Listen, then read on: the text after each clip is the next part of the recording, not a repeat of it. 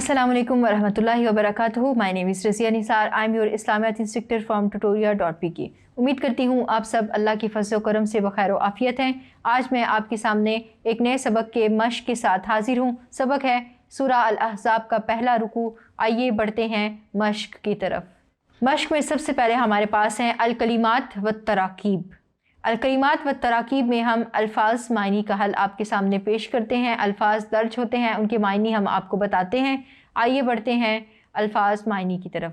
पहला लफ्ज़ है हमारे पास जौफिन, इससे मुराद है धड़ या पहलू या सीना।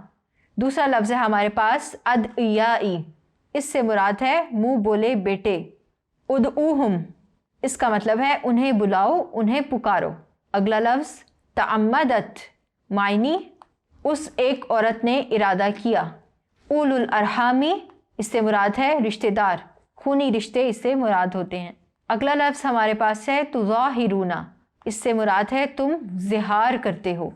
अफ़वाह, मुँह, ये जमा है। अक़सतु, ज़्यादा मुनसिफ़ाना बात, ज़्यादा अदलो इंसाफ पर मबनी बात।